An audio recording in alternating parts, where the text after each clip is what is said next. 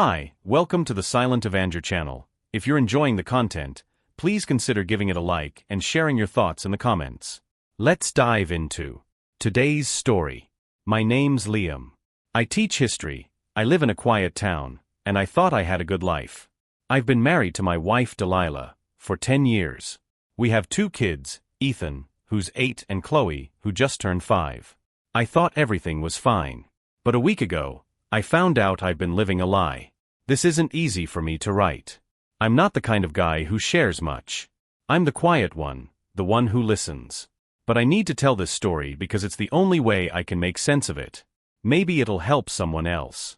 Maybe it'll just help me. So last Friday, I came home early. I'd swapped a class with another teacher, and I figured I'd surprise Delilah. I stopped by her favorite bakery and picked up some eclairs because she loves those. But when I pulled into the driveway, something felt off. My brother James's truck was parked outside. James never comes over unannounced. He knows how busy we are, especially with the kids. I went in quietly. The kids were at school, and the house was too quiet. You know how you just know something's wrong? I walked toward the living room, and that's when I heard voices, Delilah's and James's, low and intimate. My stomach dropped. I couldn't believe what I was hearing. I wanted to storm in and confront them, but something stopped me. Maybe it was shock. Maybe it was cowardice. I don't know. I stood there, listening, frozen. Delilah laughed, this light, flirty laugh she hadn't used with me in years. Then James said something about us, and how they couldn't keep sneaking around like this. I couldn't stay there any longer. I dropped the bag of eclairs on the floor, and they both turned. The look on their faces, shock, guilt, and something like defiance on Delilah's part, will haunt me forever. I didn't scream or yell. I didn't throw anything. I just asked one question: how long? Delilah hesitated, but James blurted out, "It's not what it looks like." It's such a stupid, cliched line that I almost laughed. Almost. Delilah finally spoke, saying it just happened and that she was confused about our marriage. Confused. That's what she called sleeping with my brother. I left. I didn't pack a bag, didn't tell the kids, didn't even grab my keys. I just walked. I ended up at my sister Amelia's house. Amelia and I have always been close. She let me in without a word and just hugged me while I broke down. The next day, Delilah called crying, begging me to come back so we could talk. She kept saying it was a mistake and she'd make it right. But I couldn't face her, not yet. I stayed with Amelia, trying to piece myself together. That's when things got worse. Staying at Amelia's gave me time to think, but the more I thought, the more the betrayal grew. Delilah wasn't just my wife, she was my partner, the person I trusted with everything. And James? He wasn't just my brother, he was someone I defended, supported, and trusted my entire life. The 2 people I should have been able to count on had stabbed me in the back. The next day, Delilah came to Amelia's house unannounced. She must have guessed I'd gone there. Amelia answered the door, and when she saw who it was, she told her flat out, "Liam doesn't want to see you." But Delilah pushed past her, saying she deserved to explain. I didn't want to hear it, but before I could even say no, she was in front of me, tears streaming down her face. "I made a mistake, Liam," she said. "I wasn't thinking. I was lonely. You're always working or with the kids, and I don't know what happened. It was stupid. It's over." I stared at her, trying to process her words. "Lonely?" I repeated. "You're lonely, so you sleep with my brother? That's your excuse." She started crying harder, talking about how she felt unappreciated and like I wasn't present in our marriage. She made it all about her, never once apologizing for what she'd done. I finally snapped. "Do you know what this is going to do to Ethan and Chloe? You didn't just betray me, you betrayed them." Her face changed then. The tears stopped as quickly as they'd started. "They don't need to know," she said, her voice cold. "This doesn't have to affect them." I couldn't believe what I was hearing. "They're not stupid, Delilah. They'll know something's wrong. And what about when they find out later? You think they won't hate you for this?" She shook her head. "I'm trying to fix this, Liam. I want to keep our family together." "Family?" I laughed bitterly. "The one you just destroyed? With my brother, no less." I turned away from her. "Get out." Amelia stepped in then, her voice firm. You heard him, Delilah. Leave. Now. Delilah looked at me one last time, like she thought I might change my mind. When I didn't, she stormed out, slamming the door behind her. I felt like I could finally breathe again, but that didn't last long. That evening, Amelia brought me something that sent my world into another tailspin. It was a letter from our mother, Eleanor. It wasn't unusual for Eleanor to meddle. She's always been manipulative, using guilt and control to keep us in line. But this time, she had crossed a line I never thought she'd dare. The letter was addressed to Amelia, and in it, Eleanor laid out her concerns about my mental health. She said I was unstable and unfit to raise my children. She hinted that Delilah and James had come to her, worried about how I might react to their mistake, and suggested they were planning to file for custody of Ethan and Chloe. I was shaking with rage by the time I finished reading. "She's trying to take my kids," I said, my voice trembling. Amelia put a hand on my shoulder. "We won't let her," she said firmly. "I'll help you fight this." That night, I couldn't sleep. I kept imagining my children being taken away from me, being raised by Delilah and James under Eleanor's influence. I knew what kind of people they were: manipulative, selfish, toxic. There was no way I was going to let that happen. The next morning, I called my old college friend, Timothy, who's a lawyer. I told him everything: Delilah's affair, Eleanor's letter, and my fears about losing Ethan and Chloe. Timothy listened carefully, then said, "Liam, this isn't just a fight for custody. This is a fight for your family's future. If you want to win, you need to be prepared to play dirty." I didn't want to play dirty. But as I looked at the faces of my children in the photos on Amelia's mantle, I realized I didn't have a choice. If they were going to take everything from me, I was going to make sure they paid for it. Timothy didn't sugarcoat it. I was up against 3 people who were as ruthless as they came. Delilah, James, and Eleanor weren't just trying to hurt me. They were ready to take my kids and destroy my life in the process. I couldn't let that happen. "I'm going to need you to dig deep, Liam," Timothy said over the phone. "We'll fight them in court, but you need to be ready to gather evidence, build your case, and prepare for every possible move they might make." I hung up and stared at the ceiling, overwhelmed. But then Amelia came in with a cup of coffee and sat across from me. "You've always been the one to take the high road, Liam," she said. "But not this time. If you want to protect Ethan and Chloe, you need to outthink and outplay them." She was right. I wasn't just fighting for myself, I was fighting for my kids. They deserved better than to grow up in the middle of this mess. The first step was leaving. Staying in town would give Delilah and Eleanor too much leverage. I had to get Ethan and Chloe away from their influence and start fresh somewhere they couldn't reach us, at least not easily. It wasn't just about escaping, it was about making my move before they could make theirs. That evening, I picked up the kids from school. They didn't know anything yet, just that Daddy was staying at Aunt Amelia's for a bit. On the drive back, I couldn't stop glancing at them in the rearview mirror. Ethan was telling Chloe a story about some dragon he drew in class, and she was giggling like it was the funniest thing she'd ever heard. For a moment, it felt normal, but then I remembered what was at stake. When we got back to Amelia's, I sat them down. "We're going on a little trip," I told them. "Just you, me, and Aunt Amelia. It'll be like an adventure." Ethan frowned. "What about Mom?" "She'll stay here," I said, keeping my voice steady. "This is just something special for us." He seemed satisfied with that, but Chloe tilted her head. "Can we bring Mr. Teddy?" "Of course," I said, smiling. "We'll bring everything you need." That night, I wrote the hardest letter of my life. I didn't explain much. I didn't see the point. Delilah didn't deserve an explanation, and Eleanor would twist anything I said. All I wrote was this: "Delilah, you've made your choice, and now I'm making mine. I won't let you or Eleanor destroy my children's lives. By the time you read this, we'll be gone. Don't try to find us. Liam." The next morning, I packed up the car while Amelia kept the kids occupied. I grabbed the essentials: clothes, toys, documents, and we drove off without looking back. I felt a pang of guilt as we left the only home Ethan and Chloe had ever known, but I knew it was the right thing to do. We drove for hours until we reached a small town several states away. Amelia had a friend there who helped us rent a quiet little house under her name. It wasn't fancy, but it was cozy, and most importantly, it was far from Delilah, James, and Eleanor. Over the next few days, I focused on getting the kids settled. I enrolled them in a new school and made the house feel like home. Ethan was quiet at first, but Chloe adjusted quickly, treating it like a new adventure. Seeing them smile again gave me hope. But I wasn't just hiding, I was preparing.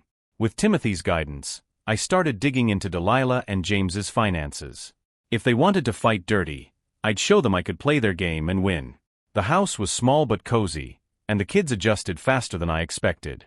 Chloe, with her endless curiosity, made new friends within days at her kindergarten, while Ethan quietly absorbed the change. I could tell he was holding back his feelings, but I didn't want to push him yet. Meanwhile, I started to unravel the threads of Delilah and James's lives with Timothy's help. People like them, he'd said, usually have skeletons in their closets. You just need to find them. And we did. Timothy tracked down a lead involving James's construction business. It wasn't as successful as he let on. He was in deep financial trouble. Loans, missed payments, and lawsuits from subcontractors were piling up. And then there was Delilah.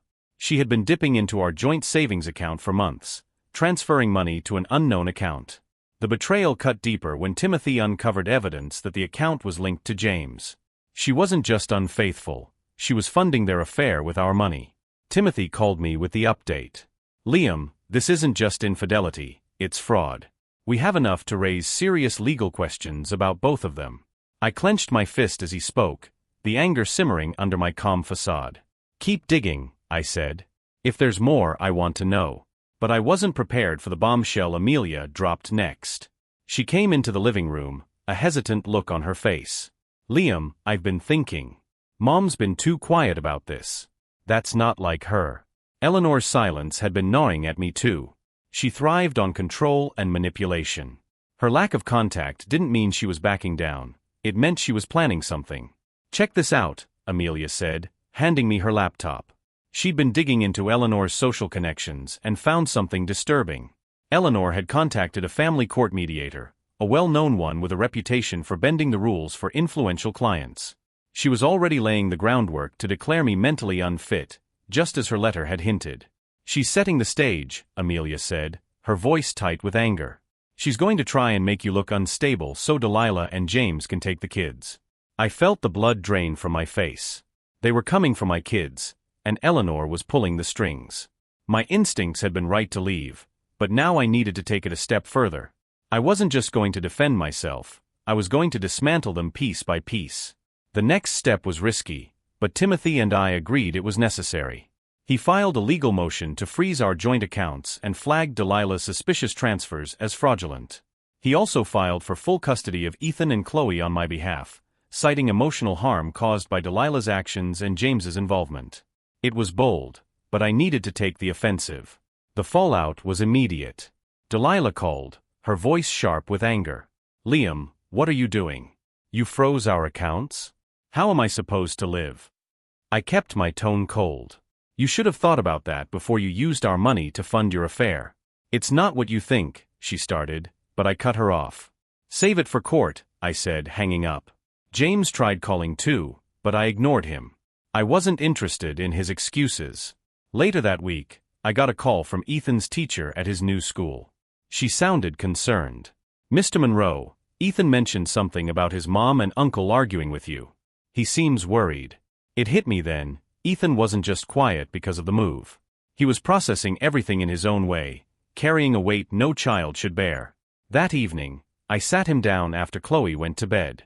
Ethan, I said softly, you know you can talk to me about anything, right? He nodded, his big brown eyes looking up at me. I just miss home, he said. And I don't understand why Mom and Uncle James were yelling at you. Did I do something wrong? My heart broke. Nobody, I said, pulling him into a hug. None of this is your fault. Your mom and I just have some grown-up problems we need to figure out. But no matter what, I'll always be here for you. Okay. Okay, he whispered, leaning against me.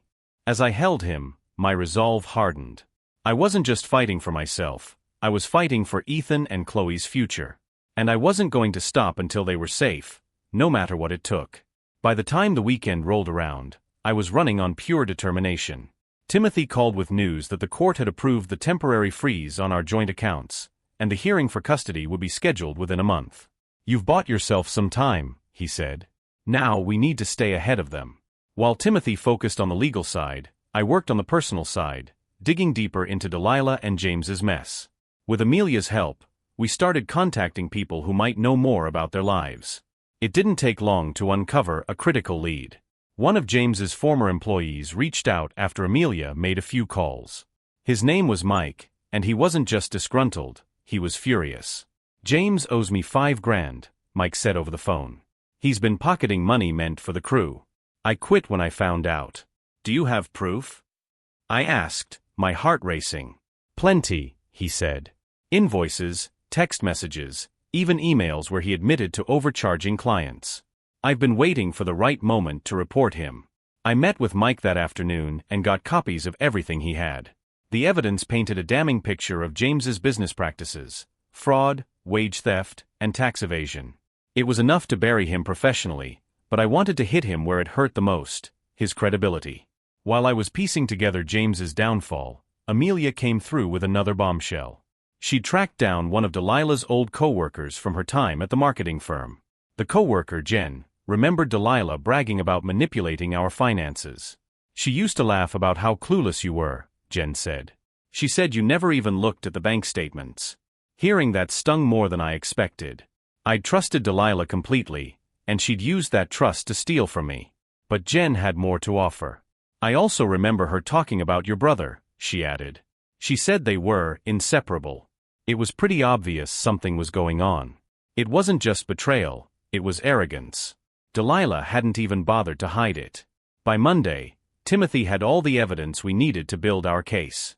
He filed additional claims against James for fraud and theft, leveraging the information Mike provided. For Delilah, he added allegations of financial abuse and cited Jen's statements about her affair. "It's not just about winning custody," Timothy explained. "It's about showing the court who these people really are. If we make their credibility crumble, they won't stand a chance." But that wasn't all. We needed a way to expose Eleanor's manipulations. Amelia had an idea. "If we can prove she's been orchestrating things behind the scenes, we can use it to discredit her," she said. Together, we combed through old family records, emails, and social media posts, looking for anything that revealed Eleanor's true nature. And we found it: dozens of emails where she schemed to pit me and James against each other, control family finances, and manipulate legal decisions to her advantage. She wasn't just toxic, she was dangerous. The final step was making our move. Timothy sent formal notifications to James and Delilah about the lawsuits and the custody case. Within hours, I got a call from Eleanor. Her voice was icy. "Liam," she said, "what do you think you're doing?" "Protecting my kids," I replied calmly. She laughed bitterly. "You're being reckless. Think about what this will do to Ethan and Chloe. Do you really want them to grow up in the middle of a legal battle?" "That's exactly why I'm doing this," I shot back. "Because I won't let them grow up under your thumb." There was a long pause. Then she said, "You'll regret this," and hung up. That night, as I tucked Ethan and Chloe into bed, I felt a strange sense of calm. I wasn't just reacting anymore, I was in control.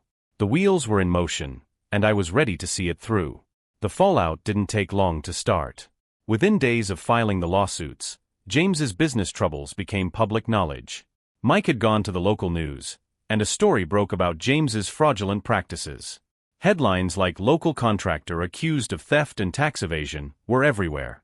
Clients started pulling their contracts, and James's reputation plummeted. Amelia and I were glued to the news when the story aired. "He's not coming back from this," Amelia said with a smirk. And the best part? It's all true. But James wasn't the only one feeling the heat. Timothy had filed a formal motion to subpoena financial records tied to Delilah's hidden account. When she realized the court was digging into her finances, she panicked. She called me, her voice frantic. "Liam, what are you doing?" she demanded. "You're trying to ruin me." "You did that yourself," I said flatly. "I'm just making sure the truth comes out." "This is going too far," she hissed. "What about the kids? Do you want them to see their parents fighting like this?" "They've already seen worse," I replied, thinking of how Ethan and Chloe had been caught in the crossfire of her lies. "Maybe you should have thought about that before you cheated with my brother." Delilah hung up, but her desperation was clear. She knew the walls were closing in. Eleanor, predictably, was the next to make a move. A week after the lawsuits went public, I got a letter from her lawyer. She was petitioning the court for temporary custody of Ethan and Chloe, citing my mental instability and claiming I had kidnapped them when I left town. The audacity of it all made my blood boil. Timothy wasn't surprised. This was her plan all along, he said. But now we can use her own tactics against her. She just gave us an opening. We filed a countersuit, presenting the emails Amelia and I had uncovered. They painted a clear picture of Eleanor's manipulations, showing how she had systematically tried to control my life and undermine my relationship with my kids. We also included character statements from Amelia and Timothy, who testified to Eleanor's toxic behavior over the years. The court scheduled a preliminary hearing, and for the first time, I felt like I had the upper hand. The night before the hearing, Amelia and I stayed up late preparing. She could tell I was nervous. "You've got this, Liam," she said. "You're finally standing up to them. They're not used to losing, but they're about to." The next morning, I walked into the courthouse with Timothy by my side. Delilah and James were already there, sitting with Eleanor. They looked like a united front, but I could see the cracks, James fidgeting, Delilah avoiding eye contact, Eleanor glaring daggers at me. They were rattled. When the hearing started, Timothy presented our case with precision. He laid out Delilah's financial misdeeds, James's criminal behavior, and Eleanor's history of manipulation. Every piece of evidence was like a hammer blow, chipping away at their credibility. Eleanor's lawyer tried to paint me as unstable, but when Timothy presented the emails, the courtroom fell silent. The judge looked at Eleanor, her disapproval clear. "This is concerning, Mrs. Monroe," she said. "You seem more interested in controlling your son's life than in the well-being of your grandchildren." Eleanor's face went pale. By the end of the hearing, the judge ruled in my favor, granting me temporary custody of Ethan and Chloe. Delilah and Eleanor looked stunned as the gavel came down. For the first time, I felt like I could breathe. But it wasn't over. As I left the courthouse, James caught up to me. "Liam, wait," he called out. I turned, my jaw tight. "What do you want?" He looked desperate, a far cry from the smug brother I'd grown up with. "This is going too far. Can we just talk? We're still family." "Family?" I laughed bitterly. "You destroyed that the moment you slept with my wife." "I made a mistake," he said, his voice breaking. "But we're brothers." "Not anymore," I said, walking away. That night, as I tucked Ethan and Chloe into bed, I felt a sense of peace I hadn't felt in months. I wasn't just fighting back, I was winning. And I wasn't going to stop until I finished what I started. With temporary custody secured, I had breathing room, but I knew Delilah, James, and Eleanor wouldn't back down easily. They were cornered, and cornered people are dangerous. Timothy and I worked tirelessly to solidify our position while preparing for the next phase. Amelia kept the kids occupied while I focused on gathering more evidence. One evening, while sorting through the documents Timothy had obtained from the subpoenaed financial records, I found something that made my stomach drop. Delilah and James weren't just funneling money into their secret account, they were using it for shady investments. A deeper dive revealed the investments were tied to a fraudulent scheme run by one of James's business associates. The scheme had already drawn the attention of federal investigators, and there was a chance Delilah and James were on the verge of being implicated. It was the kind of leverage I needed to end this once and for all. I brought the findings to Timothy. "If the feds get involved," he said, scanning the documents, "this could ruin them completely. They might even face prison time." "Can we report it anonymously?" I asked. "I don't want it traced back to me." Timothy nodded. "I'll take care of it." Over the next week, I kept a low profile while Timothy submitted the evidence to the authorities. Meanwhile, the fallout from James's business scandal continued to snowball. Former clients were suing, employees were coming forward with complaints, and his reputation was in tatters. He tried to issue a public statement, claiming he was a victim of false accusations, but no one believed him. Delilah, on the other hand, was struggling to keep up appearances. She was spotted arguing with James in public several times, their once united front crumbling under the pressure. Neighbors and friends began to distance themselves, and rumors about their affair spread like wildfire. Eleanor stayed quiet, likely biding her time, but I knew her silence wouldn't last. Then, the tipping point came. Federal agents raided James's office, seizing documents and computers. News outlets picked up the story, and his involvement in the fraudulent scheme was all over the headlines. Delilah's name came up in the investigation as well, linked to the transfers and her role in facilitating the scheme. The same day, I got a frantic call from Delilah. "Liam, you need to help me," she cried. "They're saying I'm part of this mess." I didn't know, James lied to me. I could hear the panic in her voice, but I felt nothing but cold detachment. "You made your bed, Delilah. Now you get to lie in it. Please," she begged. "Do it for the kids. They need their mom. They need stability," I said. "And you've proven you can't give them that." She started to say something else, but I hung up. A few days later, I got another call, this time from Eleanor.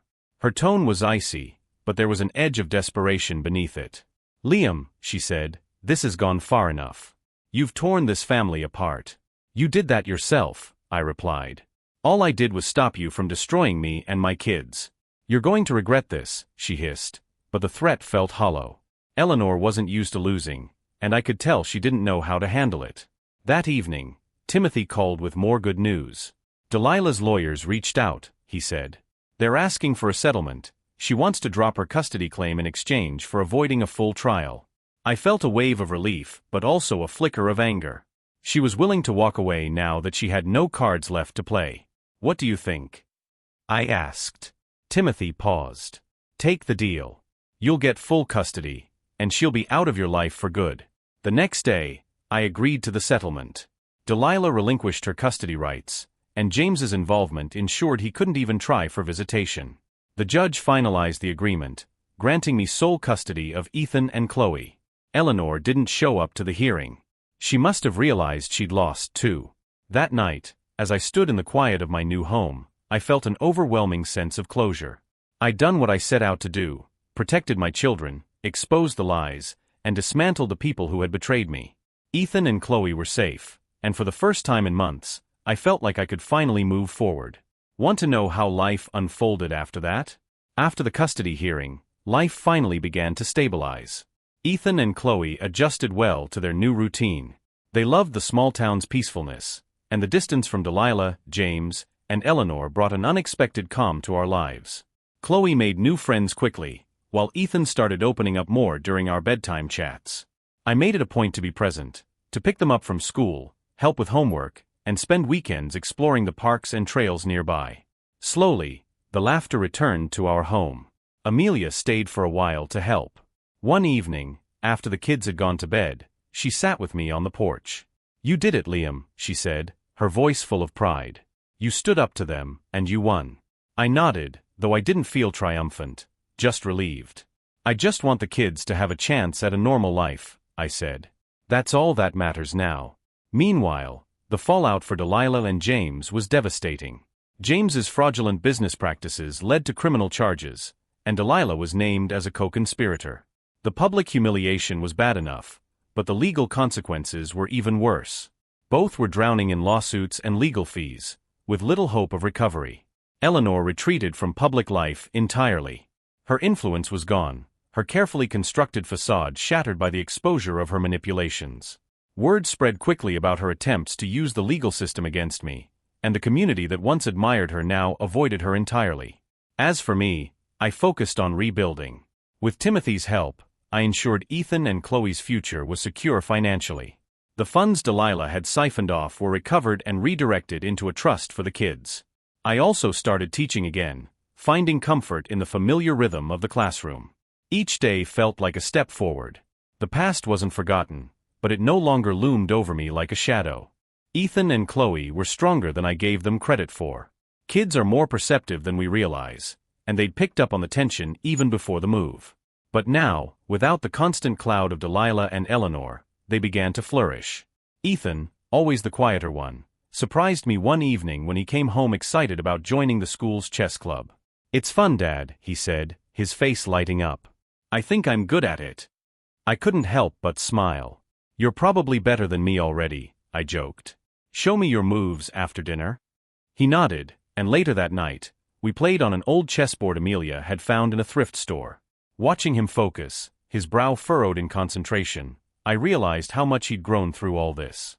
Chloe, meanwhile, had taken to her new kindergarten with her usual boundless energy.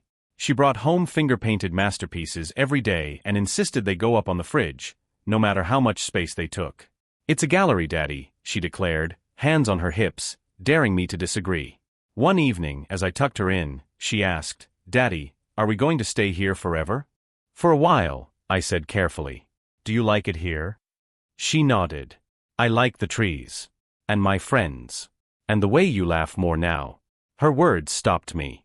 I hadn't even realized the weight I'd been carrying before. Chloe noticed because kids always do.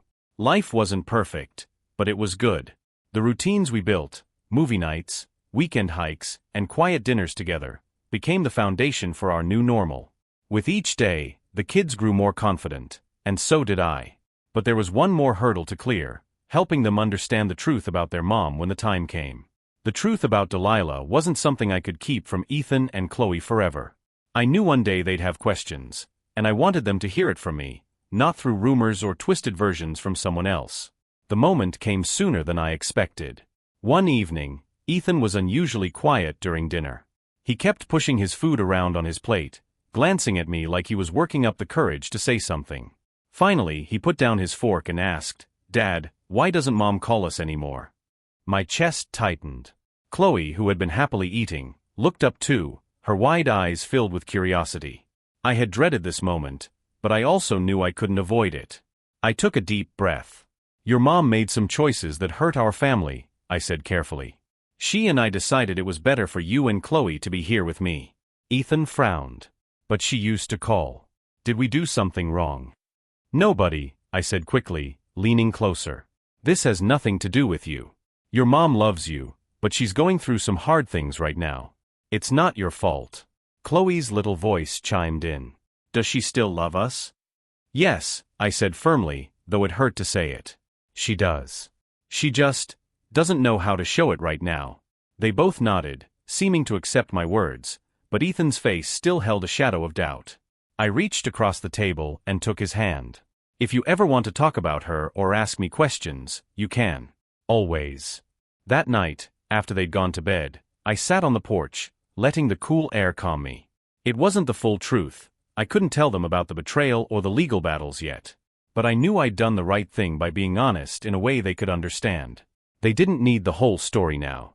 What they needed was reassurance that they were loved and safe. And that's what I'd keep giving them. What happened next was unexpected. Delilah tried to reach out. Want to know how I handled that? A week after the conversation with Ethan and Chloe, I got a call I wasn't expecting. It was Delilah. For a moment, I just stared at the screen, my heart pounding.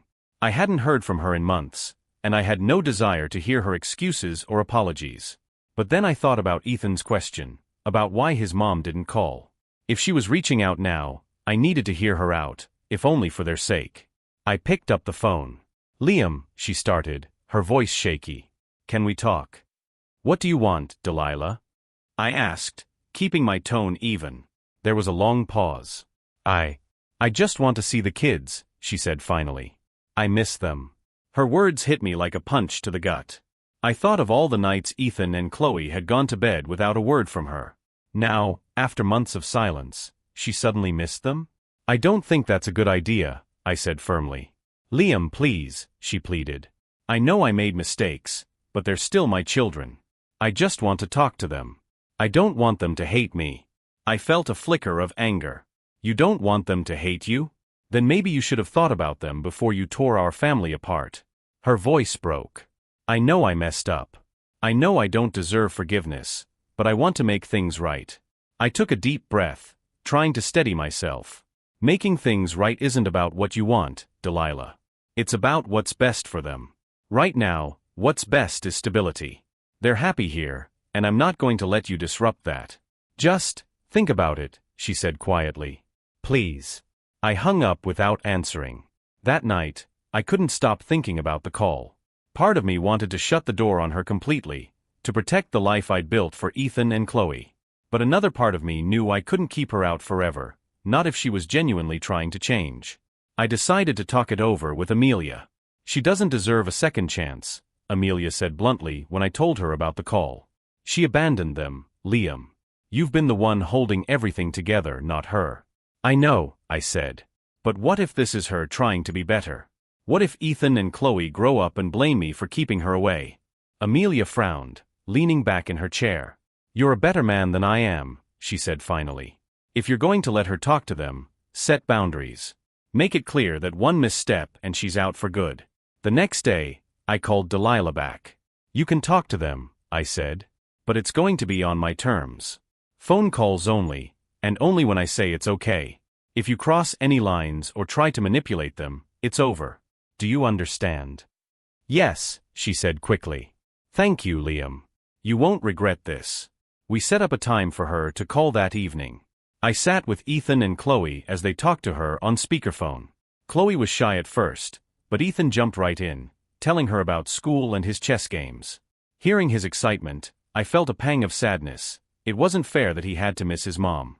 When the call ended, Ethan was smiling, but Chloe looked thoughtful. "Is Mommy coming back soon?" she asked. I shook my head. "No, sweetheart. She's staying where she is. But she can call you sometimes if you want." Chloe nodded slowly. "Okay." As I tucked them in that night, I felt conflicted. Letting Delilah back into their lives, even in a small way, was a risk. But I also knew that shutting her out completely might hurt them more in the long run. Time would tell if she really wanted to change, or if she was just playing another game. Delilah stuck to the boundaries I'd set, at least for the first few weeks. She called every Wednesday evening, always at the time I specified, and the conversation stayed focused on Ethan and Chloe. She didn't ask about me, and I didn't offer any updates about our lives beyond what the kids chose to share. At first, Chloe was shy and hesitant, often hiding behind me or letting Ethan do most of the talking. But over time, she began to warm up, giggling at Delilah's questions and telling her about her art projects. Ethan, always the more analytical one, seemed to approach the calls like a puzzle he was trying to solve. He would ask her pointed questions. "Why did you stop calling us? Why don't you visit?" Questions that Delilah struggled to answer without stumbling over her words. "She says she's busy," Ethan told me one night after a call. "But if she's busy, why does she have time now?" I wasn't sure how to respond without undermining her entirely. "Maybe she's trying to do better now," I said cautiously. "Sometimes people realize they've made mistakes and want to fix them." Ethan nodded, but didn't seem convinced. Then, about a month into the calls, Delilah pushed for more. "Liam," she said during one of her rare direct conversations with me, "I was wondering if I could see them in person. Maybe just for a weekend." My jaw tightened. "We're not there yet, Delilah. The calls are enough for now. But I've been doing everything you asked," she said quickly. "I haven't overstepped, and the kids seem happy to talk to me. Don't you think they'd want to see their mom?" "Maybe," I admitted. "But this isn't just about what they want. It's about what's best for them. I'm not going to risk disrupting their lives again." She didn't argue, but I could hear the frustration in her voice when she said, "Fine. I'll keep calling." A few days later, I mentioned the conversation to Amelia. "She's testing you," Amelia said bluntly. "She wants to see how far you'll let her go." "I know," I said. "But part of me wonders if I should let her see them. They're starting to ask more questions about her." Amelia shook her head. "You've given her an inch, and now she wants a mile. Don't let her guilt you into something you're not ready for." That evening, I asked Ethan and Chloe how they felt about their mom's calls. "I like talking to her," Chloe said, twirling a strand of her hair. "She says I can show her my paintings someday." Ethan was more reserved. "It's fine," he said, shrugging. "But she always sounds weird. Like she's trying too hard." "What do you mean?" I asked. He frowned, thinking. "She just doesn't sound like she used to. It's like she's pretending to be happy." His words stuck with me. Maybe he was right. Delilah's sudden interest in the kids did feel like it had strings attached, but I wasn't sure what those strings were yet. The next week, when Delilah brought up visiting again, I held firm. "Not yet," I told her. "We're still rebuilding trust, and that takes time." She sighed but didn't argue. "Okay. I'll wait." For now, I had control, but I couldn't shake the feeling that she was waiting for the right moment to make her next move. It didn't take long for Delilah's next move. 2 weeks after our last conversation, I received an official-looking envelope in the mail. When I opened it, my stomach sank, a formal petition for visitation rights. She was going through the court system, bypassing everything we'd agreed to. I called Timothy immediately. "She's pushing for visitation," I said, holding the papers in trembling hands. "I figured this might happen, he replied calmly. But don't worry. She doesn't have a strong case. You have full custody, and the court already ruled in your favor once. We just need to show that reintroducing her into their lives too quickly isn't in their best interest. What about the phone calls? I asked. Won't the court see that as progress on her part? Timothy sighed. It could go either way. We'll argue that you've been accommodating her attempts to reconnect, but rushing into visitation could destabilize the kids. The key is showing that their well-being comes first. That evening, I sat on the couch, staring at the papers. I felt betrayed all over again. She had acted so patient, so cooperative, and now this? Amelia noticed my mood immediately. What's wrong? She asked. I handed her the papers, and she skimmed them quickly. Her face darkened. I knew she couldn't keep it up. She was just playing nice to build her case. I nodded, the anger bubbling under my calm exterior. She doesn't care about the kids, I said bitterly. This is all about her ego. She can't stand the idea of being shut out. Amelia put a hand on my shoulder. Then you fight her, Liam. You've come this far, you're not going to let her win now. Timothy filed our response the next day, arguing that Delilah's sudden push for visitation was premature and potentially harmful to Ethan and Chloe's stability. We included evidence of the phone calls, showing that I had already gone out of my way to facilitate contact, as well as documentation from their school counselors highlighting how well the kids were adjusting to their new environment. Meanwhile, Amelia and I prepared Ethan and Chloe for the possibility that things might change. Mommy wants to visit us? Chloe asked, her eyes lighting up. Maybe, I said carefully. But only if the judge says it's okay. Do you want her to? Ethan asked, his gaze piercing. I hesitated, choosing my words carefully. I want what's best for you too. That's all I care about. Ethan nodded, but I could tell he wasn't convinced. The hearing came quickly. Delilah arrived looking polished and composed, her lawyer at her side. I hadn't seen her in person since I left, and seeing her now felt surreal. She gave me a small smile, but I didn't return it. The proceedings were tense. Delilah's lawyer argued that she had made significant efforts to rebuild her relationship with the kids and deserved a chance to see them in person. Timothy countered by emphasizing the need for stability and pointing out her history of poor decision-making. Then, to my surprise, Delilah spoke directly. I've made mistakes, she said, her voice trembling. But I love my children, and I just want to be part of their lives. I've respected Liam's boundaries, but I can't just be a voice on the phone forever. They need their mother. Her words stung. For a moment, I felt a flicker of doubt. Was I being too harsh? Was I letting my anger cloud my judgment? But then I thought of the months she had disappeared, the lies, and the damage she'd done. No, I wasn't being too harsh. I was protecting my children. The judge ultimately sided with me, ruling that Delilah's petition was premature. She would be allowed to continue phone calls but no in-person visits until further review. When the decision was announced, Delilah looked crushed.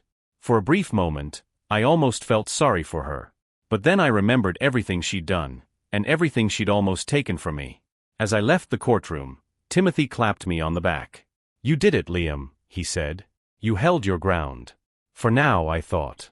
But I knew this wasn't the last I'd hear from her.